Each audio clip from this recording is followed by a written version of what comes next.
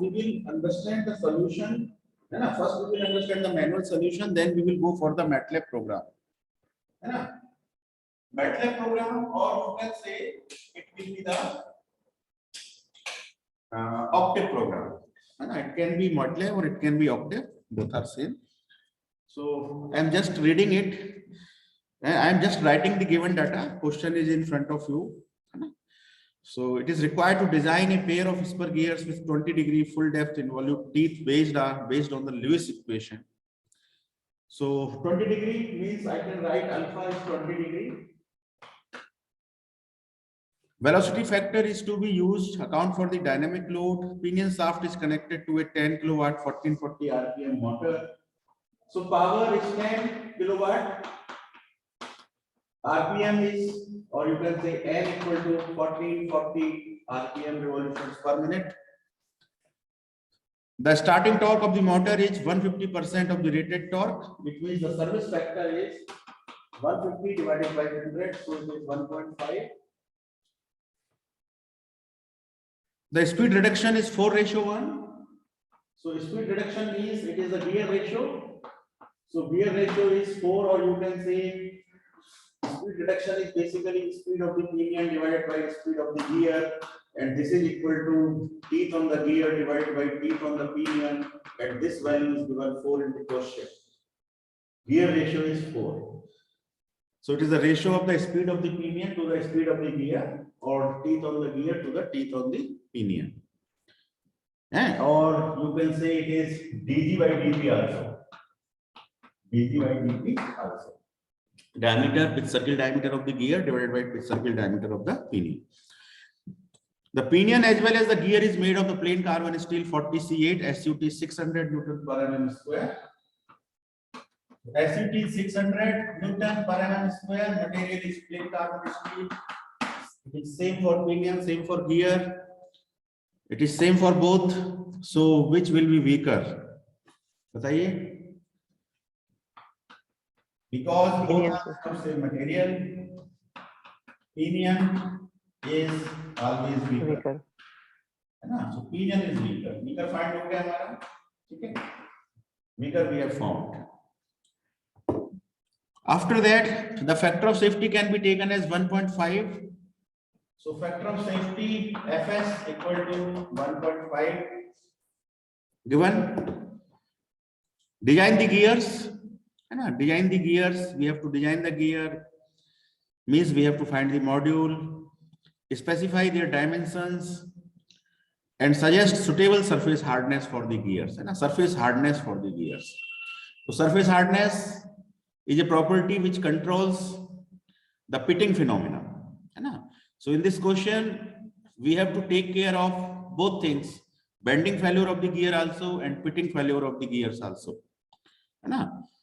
First, we have learned the beam strength, then wear strength. This question combines both the things.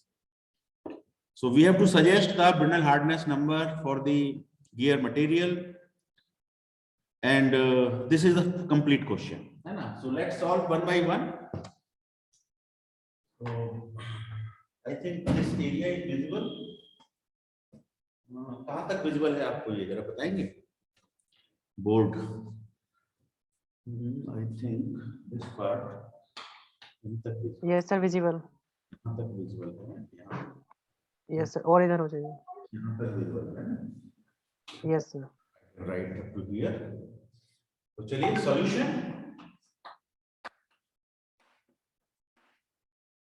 तो हमारे पास देखिए क्या हम कर सकते हैं. हमारे पास दो फॉर्मूले हैं. SP equal to MB sigma B by. तो इस फॉर्मूले की हेल्प से we will calculate the module.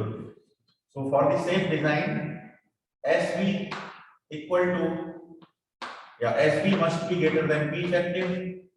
This is the condition for the safe design. Start always from here. SV is MB sigma B by equal to factor of safety greater than sign changes into equal to. So there is a term factor of safety multiplied by P effective. P effective is PT into CS divided by C. Module is unknown. Phase width not given in question. है ना? So I will take the assumption number 1, b equal to 10m. This is the first assumption. So b equal to 10m. Sigma b SUT is given 600. So sigma b is 600 divided by 3, SUT by 3, multiplied by teeth factor. Teeth factor, pinion is bigger. So how many teeth are on the pinion? Check. How many teeth are there? Teeth on the pinion is not given in the question. Check कर लीजिए. Teeth are not given. Only the gear ratio is given. Gear ratio is 4. Teeth on the pinion not given, but the pressure angle is given. So for this pressure angle, what will be the minimum number of teeth on the pinion to avoid the interference phenomena? So can you tell me? हमने पढ़ा तो है पहले theory में. बताइए कितने teeth होने चाहिए to avoid the interference? The minimum number of the teeth. The minimum number of the teeth are governed by 18. 18 है ना? There is a formula also. Sir +1 कर सकते हैं सर, जितने नंबर ऑफ टीथ हो उसमें +1 कर दीजिए. जितने नंबर ऑफ टीथ, जैसे कि सर उनका रेशियो अगर जैसे कि सेम मतलब सेम ऑर्डर में इवन है, अगर 1 प्लस कर देंगे जैसे 20 और 40 तो हाँ, इससे नहीं, that is the hunting tooth phenomenon. That नहीं is, सर, वो तो हंटिंग के लिए. वो तो अलग कंसेप्ट है ना. That is hunting tooth phenomenon, है ना? वो तो wear rate को reduce करने के लिए है. That we have discussed in the yesterday class. yes sir. Here the topic is not hunting tooth. Here is the topic कि पिनियन पर कितने टीथ होने चाहिए जिससे प्रॉपर मैसिंग होके पावर ट्रांसफर स्टार्ट हो जाए, टीथ की जैमिंग ना हो आपस में, है ना? There is a limit. यदि हम पिनियन पे टीथ, मान लीजिए कोई कहे हम तो 2 ही टीथ रखेंगे पिनियन पे, है ना? तो आप लाख कोशिश कर लो, पावर ट्रांसफर होगी ही नहीं. पिनियन पे 2 टीथ रख लो, 4, तो उसमें एक लिमिट है प्रेशर एंगल के according. So if the pressure angle is 20 degree, then minimum teeth requirement on the pinion is 18. और उस रिक्वायरमेंट के लिए फॉर्मूला है Z minimum is given by 2 by sin square alpha,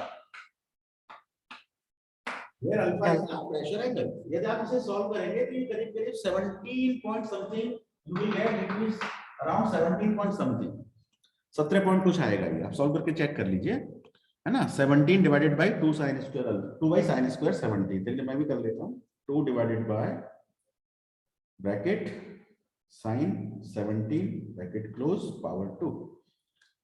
So it is coming around, कितना आ रहा है आपका बताइए?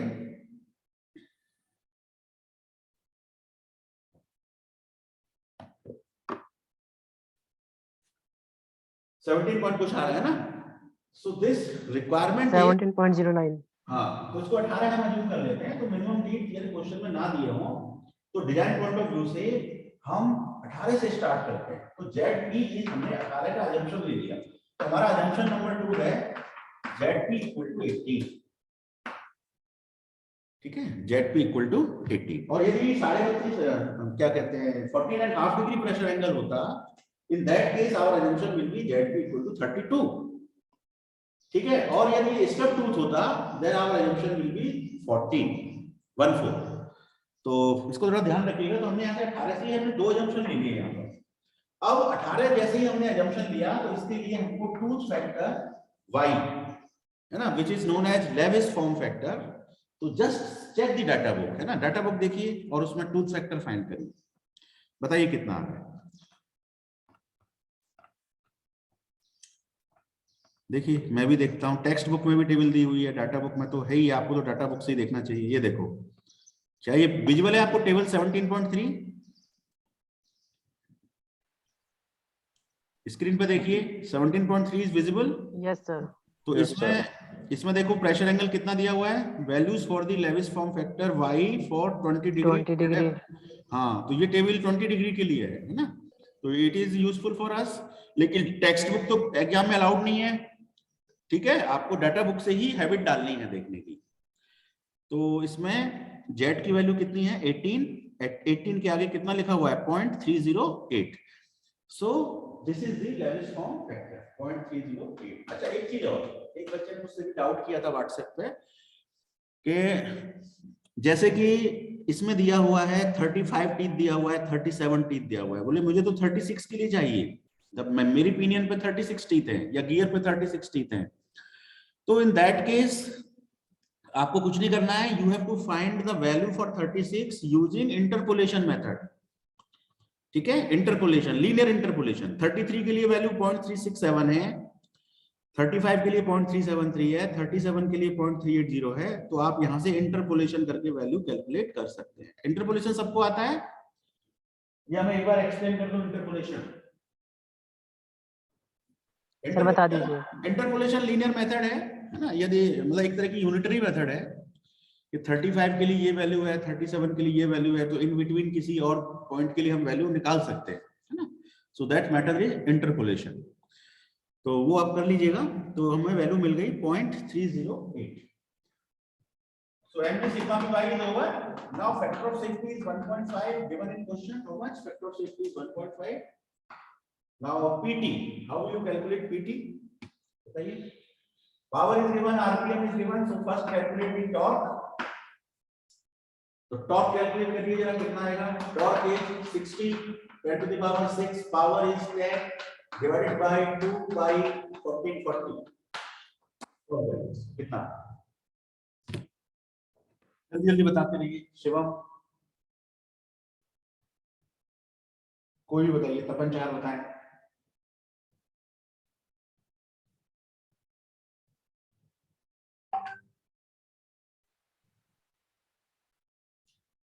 ये आ रहा है 66314.56 न्यूटन एमएम। चेक करिए क्या ये सही है?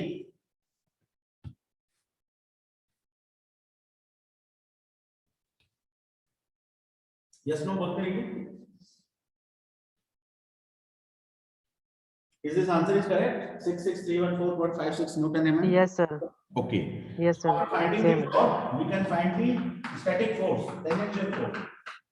Twice mg divided by d. और d हम किसका लेना है यहाँ पे? ये टॉर्क किसका है? पिनियन का। तो डायमीटर भी हमको किसका लेना पड़ेगा? Pinion. So it is 2 times 66314.56 divided by dp. What is the value of dp? बताओ। dp is not given in question and dp is given by module multiplied by zp. dp can be done as module multiplied by zp.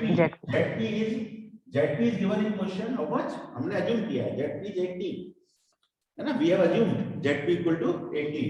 So I can write 2 times 66314.56 divided by 18 m. इसको solve करिए, कितना आता है? So it is 2 into 66314.56 divided by 18. 7368.28 divided by n. ये हमारा क्या आ गया? PT. इस PT को हम यहाँ यूज कर लेते हैं, है ना, यहाँ पे यूज कर लेते हैं। PT की value 7368.28 divided by n. This PT used here. Now see a service factor. Service factor is given 1.5. ठीक है, सर्विस फैक्टर 1.5 है। और अब बचता है velocity factor. So velocity factor depends on velocity, pitch line velocity, and the formula for the pitch line velocity is pi dn divided by 60,000 pi dn upon 60,000 meters per second, है ना, unit is metre per second. Pitch line velocity को हमेशा metre per second में ही calculate करना है ना, जो फॉर्मूले बने हुए हैं वेलोसिटी फैक्टर के, तो वहां पे कंडीशन है where v is in metres per second. So here diameter is not given in question. Diameter तो हमें पता ही नहीं है, डायमीटर तो मॉड्यूल के फॉर्म में फिलहाल 18 m है ना। So pitch line velocity can not be calculated फिलहाल, है ना, can not be calculated. So we will take the third assumption, let velocity is 5 meters per second। ठीक है, वेलोसिटी का जो फॉर्मूला है वो पहला फॉर्मूला है, velocity is less than 10 meters per second, है ना। तो 0 और 10 का एवरेज ले लिया हमने, it is 5 meters per second. We have assumed let the velocity is 5 meters per second. This is my third assumption. So by taking v equal to 5 meters per second, then velocity is given by 3 by 3 plus v. Velocity factor, so it is 3 by 3 plus 5, so it is 3 by 8. Solve करें, कितना आता है 3 by 8? 3 assumption ले चुके हैं अब तक 0.375। ठीक है, तो इसको हम यहाँ पे यूज कर लेते हैं 0.375। तो देखिए ये इक्वेशन को बेस बनाइए, बाकी सब अपने आप आपका होता चला जाएगा, है ना। You just make the basic of your equation, कुछ भी याद करने की जरूरत नहीं है ना। टेक्स्ट बुक में बहुत बड़े बड़े फॉर्मूले दिए हुए हैं, है ना। देखिए अभी आपको एक फॉर्मूला दिखाते हैं, काफी बड़ा सा फॉर्मूला है, इसे आप कहां तक याद करते रहेंगे। ये देखिए, ये मॉड्यूल का एक फॉर्मूला दिया हुआ है 60 power 6 pi ZP NP CV P/M so and so, कुछ कुछ कुछ कुछ पावर 1/3, है ना। तो don't remember this type of long formula, just remember the concept. For the same design the beam strength must be greater than P effective, और यहीं से आपका सब कुछ कैलकुलेट होता चला जाएगा। तो only the unknown parameter is m, so what is m coming over here, solve the problem. Sir 6.89। फिर से करिए, आंसर करीब करीब 4 पॉइंट कुछ आएगा। देखो आंसर यहां दिया हुआ है 4.16, इतना ही आंसर आना चाहिए 4.16 के आसपास। अच्छे से करिए, m पावर 3 है ना, एक m ये है, एक m ये है, एक m ये है, तो m पावर 3 की वैल्यू आएगी पहले आपके पास m क्यूब, उसके बाद फिर m आएगा, है ना। तो जस्ट कैलकुलेट कितना, मैं इसे रब कर दूं जब तक।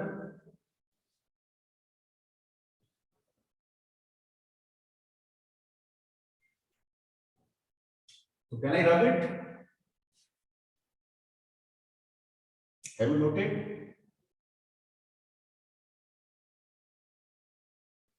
How many participants are with me now? Let me check. 19 participants are with me. Okay. Okay. Good. Calculator है सभी के पास? In MD theory and MD lab, always have a calculator with you, है ना। Otherwise आप mobile वाला calculator use करते हैं। Practice के लिए you should have FX82, है ना, FX 100 MS और FX 82 जो भी आपका है। Put a calculator with you so that calculations can be fast. So what is the value of the module of a gear coming over here?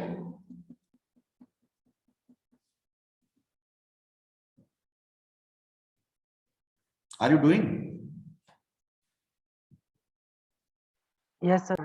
कितना आ रहा है answer?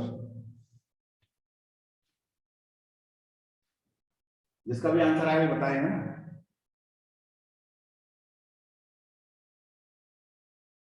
One 1.5 multiplied by 7368.28 multiplied by 1.5 divided by 0.375 equal to divided by bracket 10 multiplied by 600 multiplied by 0.308 bracket close equal to multiplied by 3 71.76 आ रहा है m cube की value 71.76। तो m is cube root of this, so power 1 divided by 3 4.1557 4.1557, so it is 4.16 we can say। आप लोग इतनी देर क्यों लगाते हैं कैलकुलेशन करने में, है ना। आप एक बार में कैलकुलेशन कर सकते हैं ना, कुछ करना थोड़ी होता है। this into this divided by this divided by bracket लगा दो, this into this or into 3, so this is 1.76 and is this much and is this much। मेरे ख्याल से ठीक है। अब तो आपका भी आ गया होगा, क्रॉस चेक कर लो।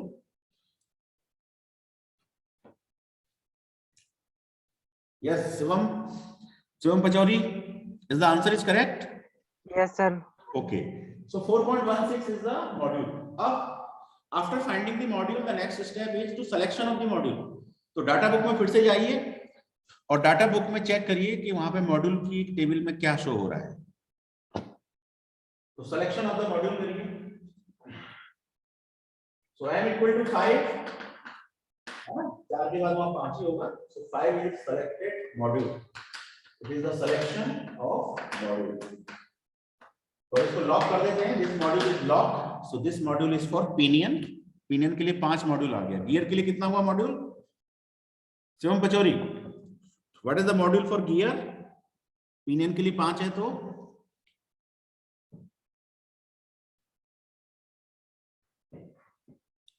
सर सेम रहेगा।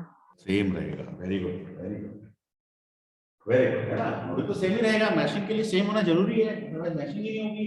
Very good, yes sir. है ना? यू आर लर्निंग समथिंग, है ना? तो चलिए M5 आ चुका है हमारा। अब क्वेश्चन में हम देखें कि हमें करना क्या था। क्वेश्चन ये कह रहा था डिजाइन द गियर्स। तो मॉड्यूल मिल गया, है ना? मॉड्यूल मिलते ही हमें सारे पैरामीटर मिल जाएंगे, है ना? सबसे पहले हम क्या निकाल लेते हैं? डायमीटर ऑफ द पिनियन निकाल लेते हैं, MZP। M की वैल्यू 5, ZP की वैल्यू हमने कितनी यूज करी थी? 18, 90। तो 90 mm हमारा पिनियन का डायमीटर हो गया, है ना? तो अब ये हेडिंग हो गई हमारी dimension of the gears, dimensions. सबसे पहले finding the module, then selection of the module, then dimensions. अब similarly we can find DG, MZG, NH5, ZG is 18 4 जा 72, क्योंकि गियर रेशियो 4 दे रखा है क्वेश्चन में, है ना? तो पिनियन पे 18 टीथ हैं, then 18 into 4 it is 72 teeth. So 72 into 5 is 360 mm. So dimension of the gear are known. ठीक है? Dimensions of the gears are now known. What is the face width? Face width is 10 mm. So 10 into 5 it is 50 mm. Face width भी आपने निकाल लिया है। आप और भी बहुत सी चीजें निकाल सकते हो। You can find addendum. तो 20 डिग्री प्रोफाइल में एडेंडम की क्या वैल्यू होती है? It is equal to m। Addendum की वैल्यू क्या होती है? It is equal to 1.25 m, है ना? सारी चीजें निकल सकती हैं, तो वो आप निकाल लेना। ये निकाल सकते हो, ये निकाल सकते हो, लेकिन जो मेन चीजें हैं वो ये ही है फिलहाल, dp dt d, है ना? ये हमने निकाल लिया, बाकी छोड़ सकते हैं फिलहाल। क्वेश्चन में कहा जाए तो आप addendum, addendum, tooth thickness, tooth space, ये you can calculate all this things, है ना? But in this question I am calculating only 3 things. I am not calculating addendum, addendum, है ना? Just for idea. So dimensions are over. Now check for the design. Last step, check for the design. Check कैसे करोगे? Factor of safety was given 1.5. So let's check the factor of safety. Factor of safety is given by beam strength divided by yes, P effective. This is the formula for the factor of safety. ठीक है? SB divided by P effective. अब देखो SB कैसे निकाल सकते हैं हम? SB के लिए यही फॉर्मूला है, m 10m 600 by 3.308, same formula. बस n की जगह we can use 5. So 5 into 50, 5 into 50, 10 5 का 50, 600 by 3 हो गया 200. 0.3080 रहेगा, क्योंकि 3 तो हमारे बदले नहीं, 18 के 18 है। हम चेक करना है डिजाइन को। आफ्टर P इफेक्टिव के लिए कौन सा फॉर्मूला यूज करेंगे? P इफेक्टिव के लिए PTCSYC। हाँ, PTCS, यहाँ पे CS और था ना, CS का वैल्यू क्या थी? 1.5 शायद बता दिया मैंने। Yes sir 1.5। PTCS by C। तो बस यहाँ पे M की जगह हम यूज कर लेंगे कितना? 5। तो M की जगह 5 यूज करके और बता दीजिए कितना आंसर आ रहा है। तो ये फाइनली हो गया 1.5 7368 divided by 5 into 1.5 and 0.375 नीचे, तो ये 0.375 ऊपर चला जाएगा, है ना? 5 भी ऊपर चला जाएगा, यहाँ लिखो 0.375। बस अब इसको सॉल्व करके कितना आता है? If it is coming more than 1.5, design is safe. You can claim that the design is safe. Else you have to increase the module. Next step of the module, है ना? 5 की जगह आपको next step पे जाना पड़ेगा, dimension बदल जाएंगे, then you have to again check that the design is safe or not. तो जरा सा बताइए कितना आ रहा है फैक्टर ऑफ सेफ्टी, सॉल्व कर दीजिए इसको, कितना आ रहा है।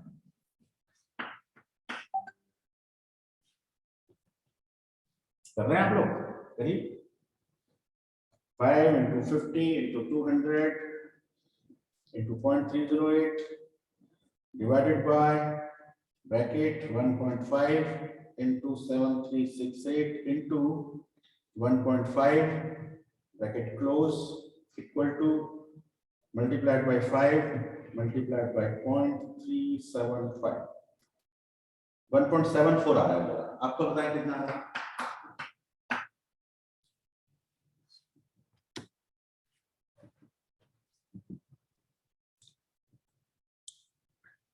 हाँ जी, कितना आ रहा है आपका?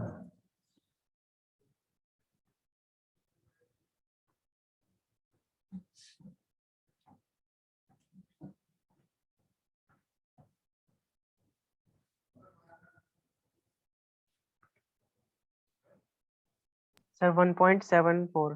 हाँ, ये आ रहा है तो आप कह सकते हैं डिजाइन सेफ है ना। इसमें एक करेक्शन आप कर लीजिए कि अभी हमने वेलोसिटी फैक्टर कितना यूज किया है, बताओ। 0.375। 0.375 हमने बट use सर किया। इसमें चेंज करना होगा ना। हाँ, इसमें चेंज आ जाएगा क्योंकि अब हमारी डायमेंशन फाइनल हो चुकी है 90 mm, है ना। तो पाई डी एन बाई 60 से हम यस सर, वेलोसिटी निकालेंगे दोबारा। एक्चुअल वेलोसिटी निकाल लेंगे, है ना।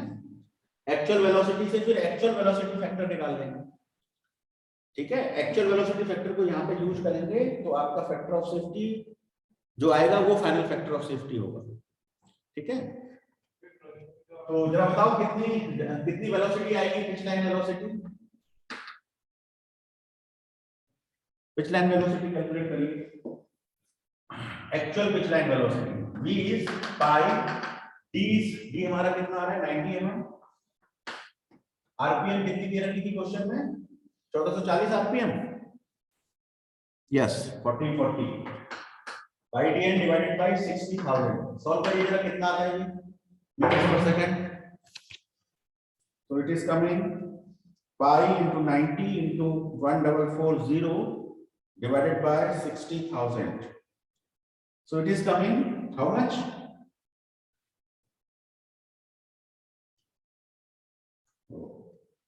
Pi into 90, 6.78। 6.78 meters per second, है ना। तो CV is 3 by 3 plus V, so 3 plus 6.18, इसको solve करिए। 3 divided by 9.18, 0.3267, तो ये हो गया 0.327, है ना। और यहाँ पे अब आप 0.375 की जगह यूज कर लीजिए 0.327,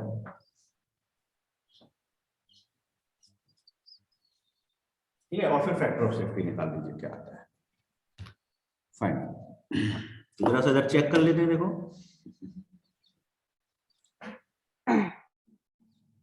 पिच लाइन वेलोसिटी 6.78 हमारी कितनी आई है, 6.18 बताइए आपने। इसको चेक करिएगा, पाई डी एन वैल्यूज तो वही हैं, तो ये 6.78 है ना। Let's check it, this is 6.78, this is 6.78, तो ये भी बदल जाएगा ना। 3 डिवाइडेड बाय 6.78 करिए, 9.78, so 0.306,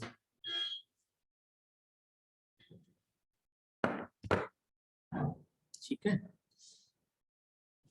तो बेटर है कि आप हर चीज को दोबारा से कैलकुलेट करें, है ना। सर पीटी भी तो दोबारा से कैलकुलेट करेंगे ना। हाँ, पीटी भी दोबारा से कैलकुलेट कर लीजिए। पीटी होता है हमारा 2mp/dt, तो एमटी में तो कोई चेंज है नहीं, पीटी में mp m मल्टीप्लाइड बाय 80, है ना। तो m की वैल्यू 5, तो बताओ पीटी में चेंज आएगा, पीटी तो वही रहेगा क्योंकि टॉर्क में तो कोई चेंज है नहीं, मॉड्यूल अपने मॉड्यूल के फॉर्म में आएगी। मेरे ख्याल से पीटी में तो कोई चेंज आएगा नहीं, है ना।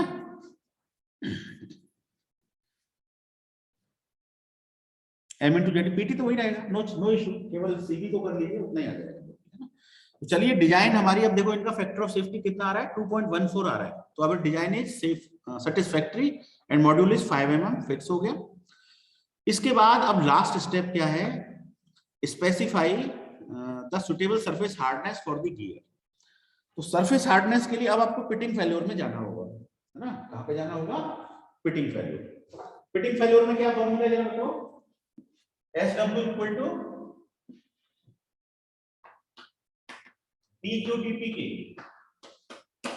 PQ dP के, यही है ना फॉर्मूला। B की वैल्यू कितनी है 50, Q आपका रेशियो फैक्टर है 2ZG divided by ZG plus ZP, 2 into ZG हमारा कितना है 72, 72 प्लस 80 सॉल्व कर दो, रेशियो फैक्टर कितना आ रहा है जल्दी जल्दी बताओ, 3-4 मिनट्स में आप क्लास एंड करेंगे हम। 2ZG by ZG plus ZP 2 into 72 by 72 plus 18 कितना आ रहा है, सॉल्व करिए। सो दिस इज कमिंग, ये देखिए Q इज कमिंग 1.6, है ना, वैल्यू आप same, so it is coming 1.6, correct. हाँ अब देखिए, तो Q की जगह आप 1.6 लिख लीजिए, dP आपका 90 mm है, dP की जगह 90 mm लिखिए, K आपका क्या होता है 0.16 BHN by 100 होल स्क्वायर। अब इसमें BHN अननोन है, अब SW आप कितना लेंगे बताओ, SW कितना लोगे, वियर स्ट्रेंथ में कितनी उसकी कैपेसिटी है ना। तो बेंडिंग में उसकी कितनी कैपेसिटी है SB, है ना, बेंडिंग में कैपेसिटी SB है, उसमें SW है ना। तो फॉर दी एक और एजम्पशन हम लेंगे, let the gear is equally strong in bending and wear, है ना, बेंडिंग एंड पिटिंग, है ना, इक्वली स्ट्रॉन्ग मान के, और हम सरफेस हार्डनेस सजेस्ट कर देंगे कि इतनी सरफेस हार्डनेस होनी चाहिए यदि हमारा गियर इक्वली स्ट्रॉन्ग है बेंडिंग में भी और पिटिंग में भी। तो SB और SW को हम यहाँ पे इक्वल लेकर के यहाँ पे वैल्यू रख देंगे, MB कितनी वैल्यू आएगी हमारी, MB सिग्मा भी भाई जो भी आएगी वो आप कैलकुलेट कर दो, और यहाँ से फिर आपका BHN, ठीक है। तो देख लीजिए इसका सोल्यूशन, ये आपका आ गया SW is P effective into FS, ठीक है। और देखो SW की वैल्यू इन्होंने वही बेंडिंग के बराबर ले ली है 7209, है ना। तो ये देखो इनकी 7209 ही आई है ना, 7209.6, करेक्ट। तो I think this question is complete, है ना। अब you have to make the code of this total things, है ना, total things, finding the module, selection of the, 4 step हैं। तो you can make the code, है ना। Code I have already explained 3 examples of the coding. हाँ, yes, any doubt sir? ये जो BHN में 306 की जगह इन्होंने 310 कर दिया सीधा अप्रोक्स मान के, इनको कैसे किया इन्होंने? नहीं कोई, हाँ नहीं कोई स्टैंडर्ड नहीं है, आप 306 पे छोड़ दीजिए, नो इशू, है ना। 306 में ही आप आंसर दे दीजिए, इससे कोई फर्क नहीं पड़ा। दरअसल हमको जैसे BHN 306 आई, again we will go to the data book, है ना, we will refer the Brinell hardness number, है ना। वहाँ ब्रिनल हार्डनेस नंबर के अकॉर्डिंग हम देखेंगे कि कौन सी हीट ट्रीटमेंट रिक्वायरमेंट है इतनी ब्रिनल हार्डनेस के लिए, तो उसके लिए होती है। वहाँ पे टेबल में 306 नहीं मिल रहा है, 307 नहीं मिल रहा है, 308 नहीं मिल रहा है ना, वहाँ पे 310 मिल रहा है, तो हम राउंडिंग ऑफ 10F कर देंगे, इसमें कोई हार्ड एंड फास्ट रूल नहीं है। यदि वहाँ 308 मिल रहा है तो 308 कर देंगे, नो इशू, है ना। तो इसके लिए कोई रूल नहीं है, हाँ, तो वो कर सकते हैं अपन। तो मेरे ख्याल से क्वेश्चन क्लियर है। अब कोड, इसका कोड में आपको एक्सप्लेन करने की मुझे जरूरत नहीं है, because you already made the code, है ना। तो इसका कोड बना के मुझे भेजिएगा, आप सभी लोग व्हाट्सएप करिएगा मुझे, है ना। पिछले एग्जाम्पल के भी काफी लोगों ने कोड मुझे किए थे, है ना। दीपक कुमार, कई नामों ने मुझे कोड सेंड किया था, तो आई एम नोटिंग कौन कौन मुझे भेज रहा है। तो मुझे भेजिए, आप अपने कोड्स बना करके कोड बनाइएगा बकायदा, क्लियर ऑल CLC, वो पूरी प्रोसेस अपनाइए।